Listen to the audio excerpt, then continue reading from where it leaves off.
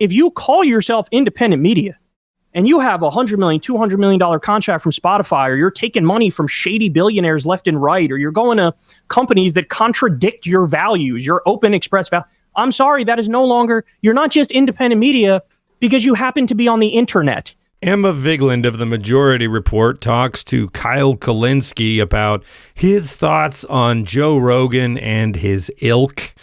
It's pretty entertaining stuff. We're going to listen to that. I'm going to chime in with my thoughts, and then I want to know what you think in the comments, but let's check it out. You've been pretty vocal about how you feel Joe Rogan has contributed to a lot of, I would say, the misinformation surrounding Donald Trump, and as just kind of sold out for, like, what was it, a $200 million contract with Spotify or whatever it is.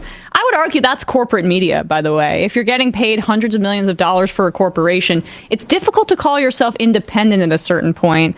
Like, if you're selling steak to investors. Yeah, right. Like, what is your view of the place that we're at? And part of why I wanted to have you on is just like, you're resisting Trump. We are. A lot of other lefty media is doing that too. But I do think, like, there's been capture of the independent space in a way that was not the same when you and I probably both, you before me, but started doing this kind of thing. Rogan is a great example of it, though. Yeah, I mean, I call these people now fake independent media, because that's exactly what they are. They're fake independent media. They're not real independent media. You have people like Tim Pool. You have people like Dave Rubin.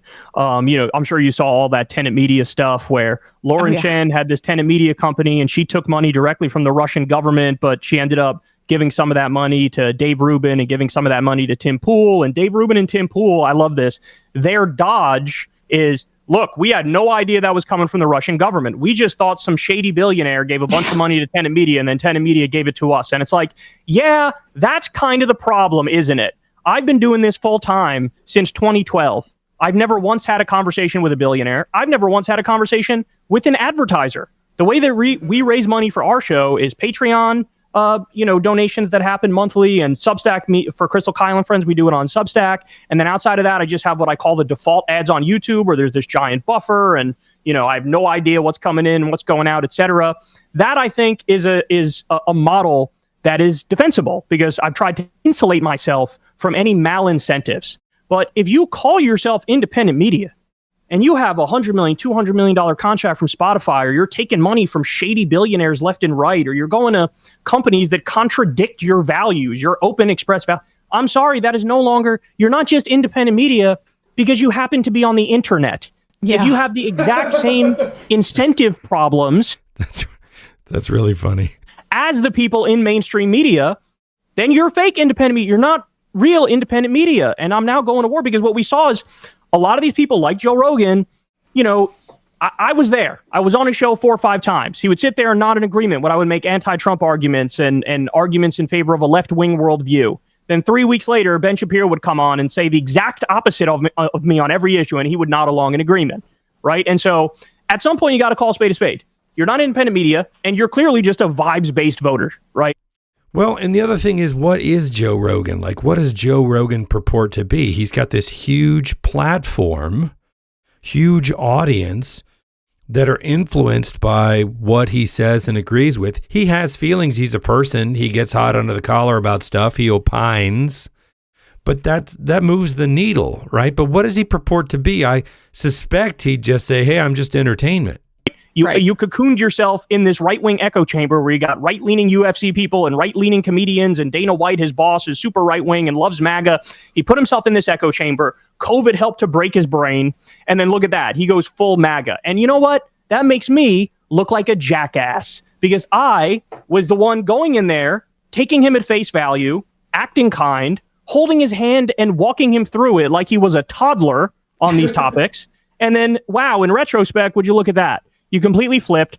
I mean, we were defending him, unfortunately, way too late, right? When people were already on to, I don't know, man, you're saying a little bit more right-wing things here. And we would be like, well, no, look, here's a compilation of all the times Joe Rogan said base things. He argued for universal health care. He argued for free college. He argued for higher minimum wage and this good thing and that. And I would show that compilation and go, see, I don't know what you guys are talking about. But guess what?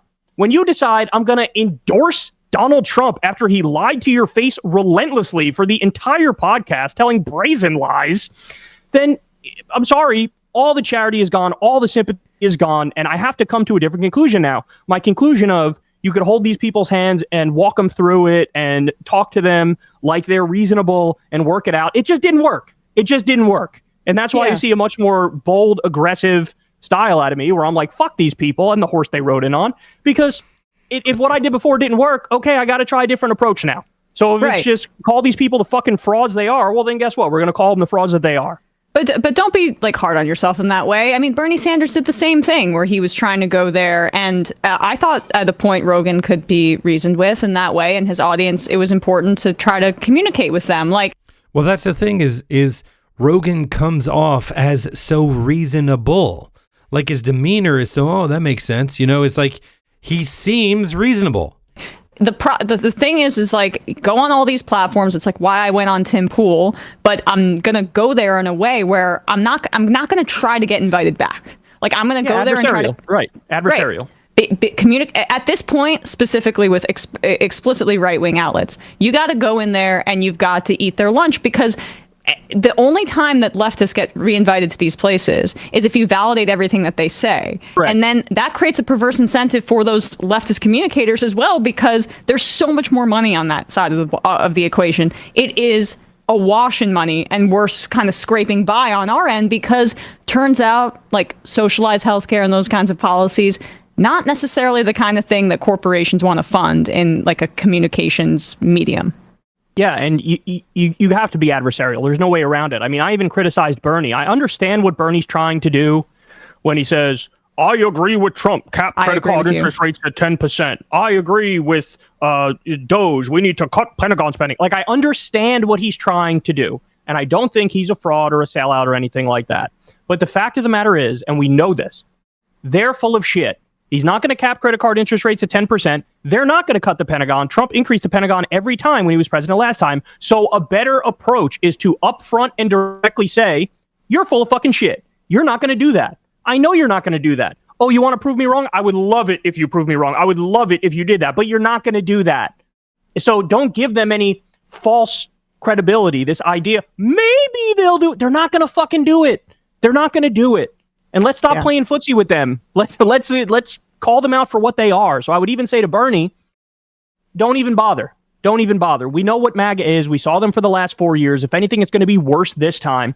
And I've become a lot harder on them. Not just the people at the top, but also, I mean, again, a lot of the voters.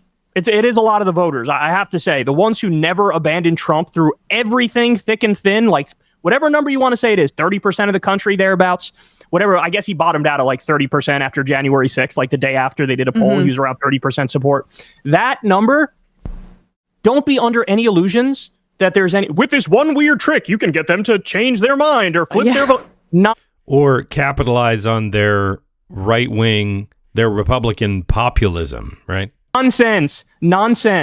These are enemies. Some people are just enemies, and you have to call it like it is. And unfortunately, that's not something that's really being embraced right now. But to be fair, since, we're some of the few who are actually doing it, you really do see a lot of people who are yearning for resistance, who are yearning for the truth, who are now fleeing like the MSNBC refugees and looking, at outlets like ours. And I do think there's an opportunity here not to flip, oh, maybe the populist right will agree with us. No, wrong. They're not. That's liberals. Over. It's done. Liberals. Forget it. Liberals. Yep. Exactly. It's the liberals who are the ones who slowly but surely are going, you know what? I think they might be right about single-payer healthcare. Mm-hmm. That makes a lot of sense to me. Maybe Obamacare didn't go far enough. Like, those are the ones who you're going to get.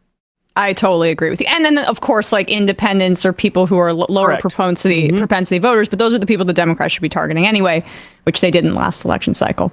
I like the way he puts that. I agree. I think that my skepticism with Cenk Uygur and Anna Kasparian, but specifically Cenk Uygur's take on this, like, I see this right-wing populism that I think we can bring together with left-wing populism and form a new populist movement and get stuff done, ignores the fact that Trump's base and a lot of the momentum is based on the big lie, is based on absolutely, BS. It's just based on not truth, on alternative facts, as Kellyanne Conway so famously said.